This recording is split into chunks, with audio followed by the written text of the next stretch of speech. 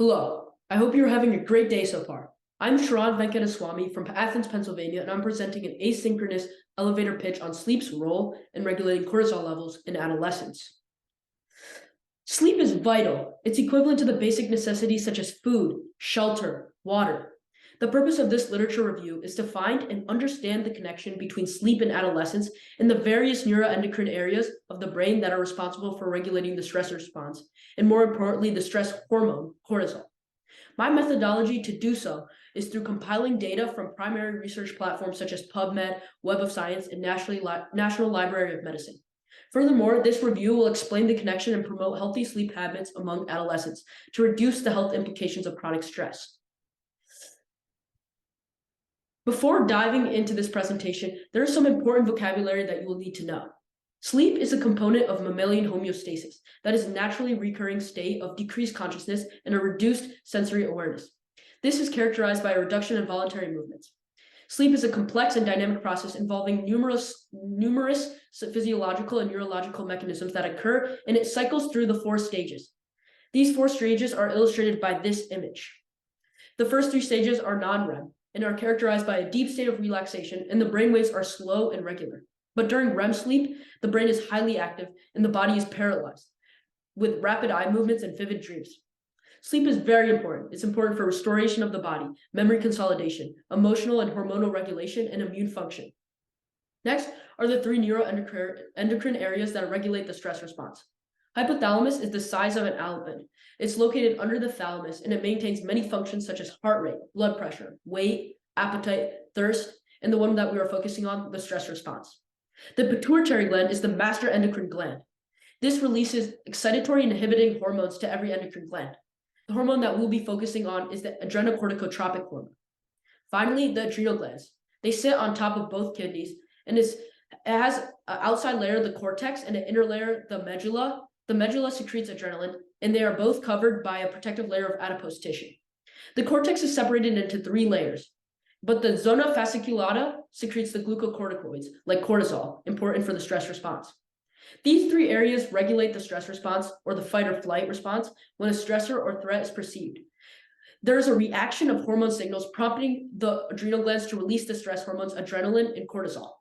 Adrenaline elevates your heart rate, blood pressure, and energy, while cortisol increases the availability of glucose and other essential substances in the bloodstream by suppressing the non-essential functions such as the digestive and reproductive systems, which lessens glucose expenditure. Once the threat passes, you return to a normal state within the bodily systems. This diagram illustrates the biological changes going on in your body. Your mouth is drying, your heart beats, your muscles tense, your digestion slows down, and your palms sweat.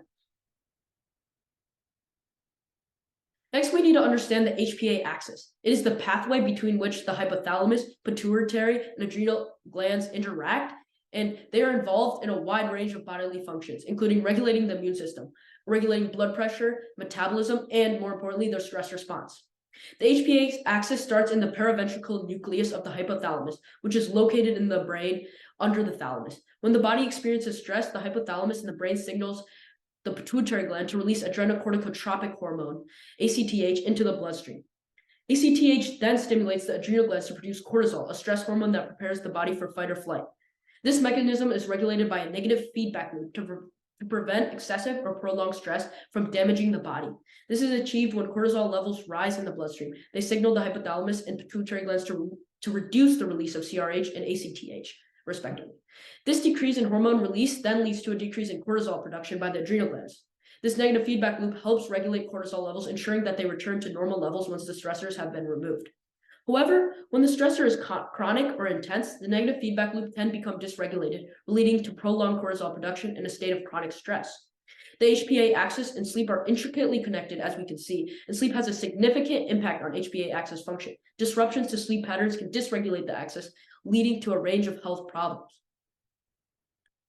These are some studies that show the interconnectedness of sleep in the HPA axis.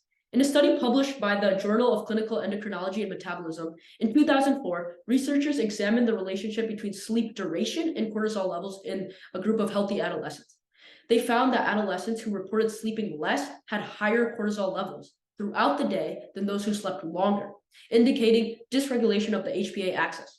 Another study published in the journal Psychoneuroendocrinology in 2013 examined the impact of sleep deprivation on the cortisol awakening response, CAR, in adolescents. The CAR is a normal physiological response in which cortisol levels increase shortly after waking up.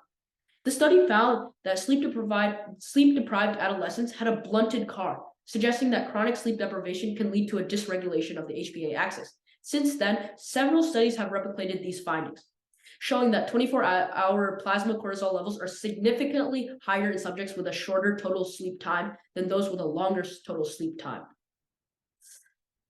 These are the conclusion. Adolescents, they face innumerable pressures, including their college applications, workload, social status, exams, family issues.